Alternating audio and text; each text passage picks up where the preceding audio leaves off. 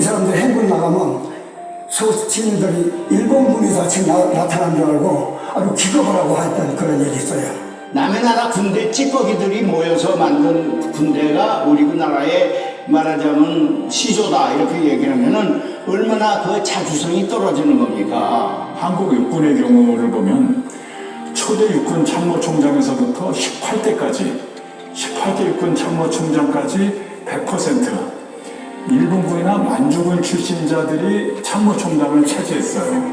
우리나라 공군 소수의 가장 큰 잘못은 광복군 출신이나 독립운동가나 이런 중국 대륙에서 독립운동한 사람이 유명하고 일본군 만주군 출신에 의해서 군권이 장악함으로써 비극이 싹트기 시작한 겁니다. 바로 그 역사적 교훈을 위해서 중국은 역사청산을 제대로 한 것이죠. 프랑스가 독일한테 점령 지배당했던 기간은 4년 정도에 불과합니다. 그 시간 동안 장악했던. 근데 그걸 중국이 강력하게 했던 이유는 우리 프랑스가 앞으로 다른 나라의 침략을 받아서 나라가 망할 수는 있다. 그렇지만 나라가 망했을 때 다시는 그 협력하는 이런 세력들은 존재하지 않을 것이다.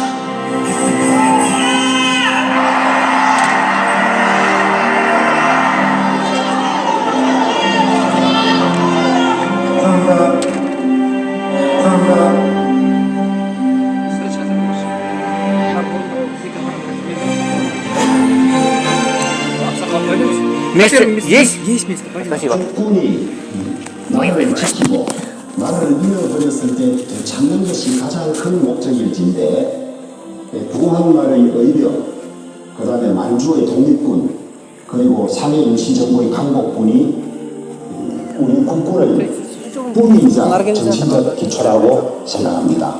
왕의 군대가 아닌 국민의 군대로서 자기를 자리매김한 시점이 언제부터일까? 조선 민족을 위한 군대, 한 사람의 그리고 어떤 한 집단의 이익을 때 봉사하는 것이 아닌 조선민족 전체의 이익에 봉사하는 것을 자기의 사명으로 삼고 있던 무장단체, 그 조선민족의 이익이라고 하는 것의 가장 큰 이익은 무엇이었겠느냐 라고 하면 당연히 식민지화된 사회에서 그 조선민족의 가장 큰 이익은 식민지로부터의 독립이죠. 조선의 독립을 모토로 내걸고 해서 만들어진 군대, 그것이 대한민국 군대의 염원이 되어진다고 보여집니다.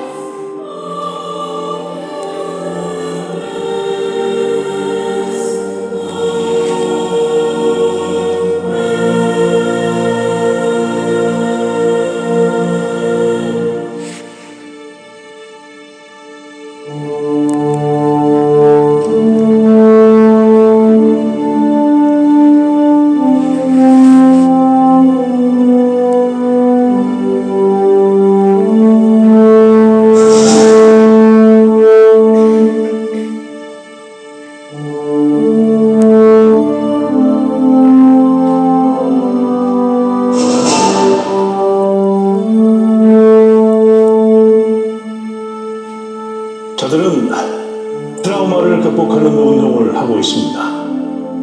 심리치료에서 저렇게 바닥을 힘껏 내리치는 건 내가 현실을 당당하게 마주한다는 뜻이라고 합니다.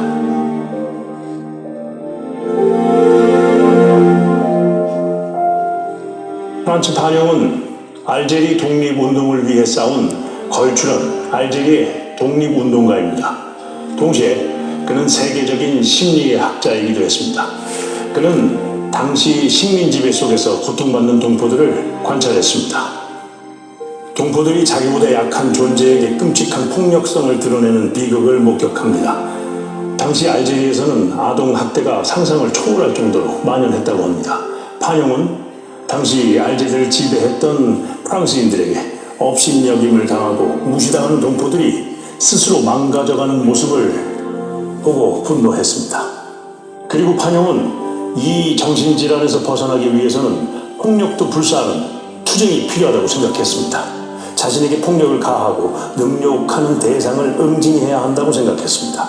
이 말은 자칫 폭력으로 모든 걸 해결하는 말로 들리는데 판영은 이 투쟁을 통해 바랬던 것은 바로 인간성의 회복입니다.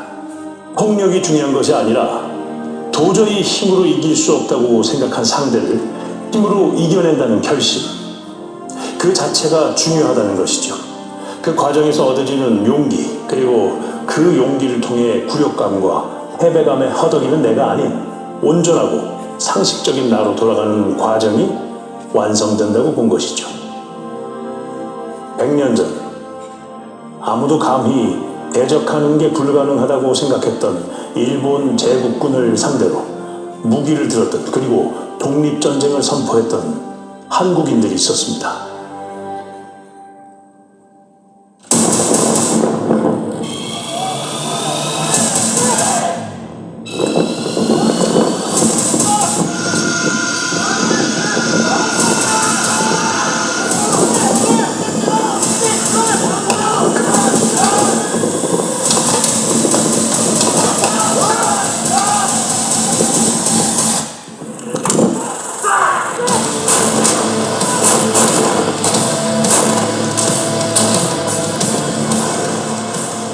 저는 포병연대장을 끝으로 군에서 나와 지금은 배우로 활동하고 있는 이귀우입니다. 저는 독립군 다큐멘터리에서 홍범도 장군 역을 맡았습니다.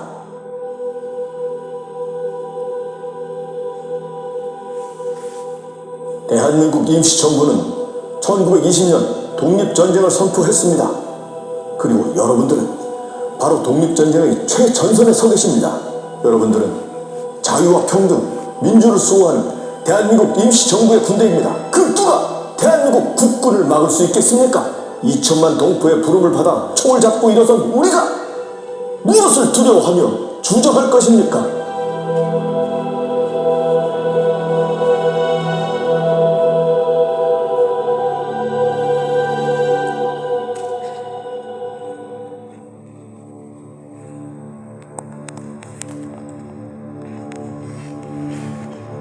일진회는 1904년 당대 지식인들이 동학세력 일부가 만든 친일단체입니다. 처음에는 일본의 문명 개화와 부국 강병을 본받고자 하는 계몽단체를 표방했지만 급속히 친일 매국단체임을 드러내게 됩니다. 일제는 거대한 일본의 힘에 압도됩니다. 도저히 일본을 이길 수 없는 존재라고 생각했습니다. 약자인 같은 동포를 공격하고 강제와 평화롭게 살 수 있다는 망상을 전파합니다. 일진회는 일제의 한국 침략 논리를 앞장서서 주창합니다. 을사내격에 앞서 일교권을 일본에 넘겨주자고 하고 일본 황제가 대한제국 황제를 겸한다는 등 온갖 망상을 늘어놓다가 결국에는 일본 총독부에게서 버림을 받습니다. 일진회가 원했던 건 민족과 국가의 멸망과 관계없이 오직 자신들만 살아남자는 것입니다. 강제에 기생하여 오직 자신들이 부귀영화에 극도로 집착했습니다. 그들은 거대한 기생충들이었습니다. 강제에게 기생하여 힘없는 민중들의 고연을 빨아먹는 존재들. 홍범도는 이들을 극도로 혐오하여 잔인한 형벌을 가했습니다.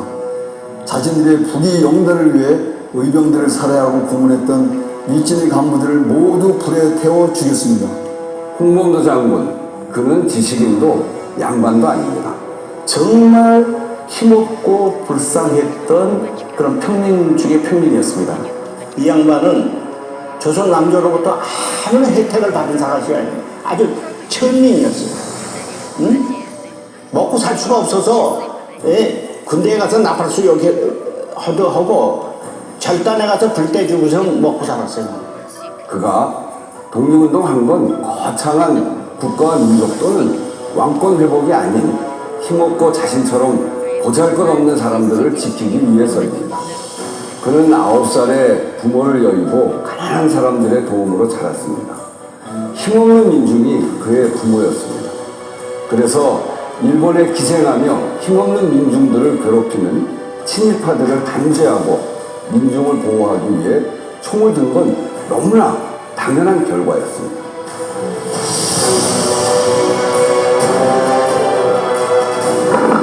호랑이는 조선시대 대표적인 맹수였고 사람들을 가장 위협하는 존재였습니다. 호랑이 호랑이는 자신의 발자취를 지울 수 있는 영물입니다. 그래서 호랑이를 사냥하기 위해서는 아주 특별한 사냥꾼이 필요했습니다. 조선시대에는 이 호랑이들을 사냥하는 전문 사냥꾼이 있었습니다. 사람들은 이들을 산포수라 불렀습니다.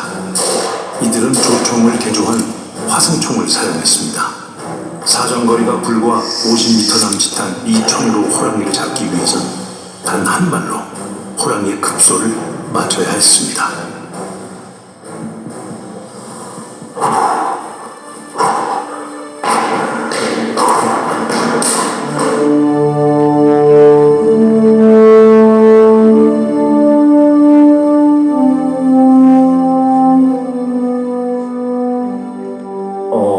수박총을 보고 생각했을 때도 그 나름의 이제 스토리가 있다고 생각했어요. 그러니까 사냥을 나서는 데 있어서의 의식, 이제 어떤 각오를 따지고 의지를 고무시키는 그런 춤이다 보니까 처음에 이제 몸을 두드리면서 기운을 좀 북돋아 올리고 이렇게 영혼을 어루만지듯이 살살살살 움직이면서 다독거리는 듯한 그런 모습들도 보였고요. 그래서 그 다독이는 영혼이라는 게 자신들이 죽인 그런 동물들, 그들의 영혼을 얘기하고 있는 것으로 보였어요. 생명을 대하는 데 있어서 어떤 그 책임과 무게를 같이 느끼고 자연에 감사하고 자기들이 받는 것에 대해서 항상 잊지 않고 그걸 이제 또 돌려주려고 하는.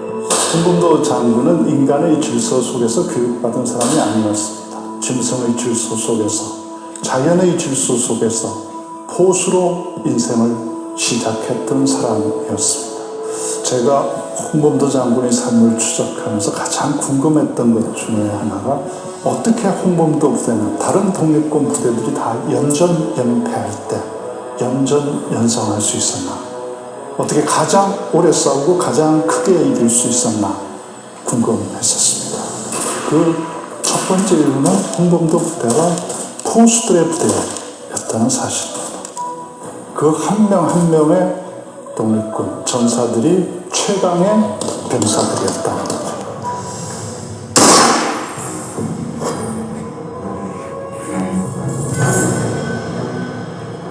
명성황후 시해 사건과 단발령으로 인해 조선의 유림들이 분노하고 있을 때 조선의 대표적 적사파 유인석은 의병을 일으킵니다.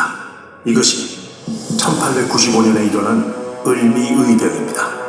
그리고 함경도에서 독립군으로 명성을 떨치는 홍범도를 불러들입니다.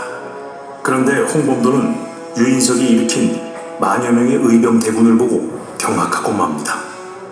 홍범도가 경악한 이유는 군세가 대단해서가 아니라 이 같은 오합지졸을 본 적이 없기 때문이죠. 10,000명 중 화승총을 포함한 총등 의병은 10%가 되지 않았습니다. 나머지는 낯을 든 농민이거나 양반 귀족들의 수행원들이 대부분이었습니다. 대신 수백 개의 거대한 깃발이 의병 진영을 휘감았습니다. 홍범도는 이 의병들은 실제 무기가 아닌 저 깃발에 쓰인 문자로 전쟁을 한다는 것을 직감했죠. 하지만 일본군은 달랐습니다. 기관총과 잔인함으로 무장한 채 지극히 현대적인 전투를 벌였습니다. 유인석의 의병은 근왕, 즉 왕을 위하고 유림을 보존하기 위한 의병입니다. 양반 귀족들이 일으킨 의병은 철저히 계급의식이 지배했습니다. 심지어 양반들은 명령 불복종의 이유로 평민 출신 의병장을 처형하기도 했습니다.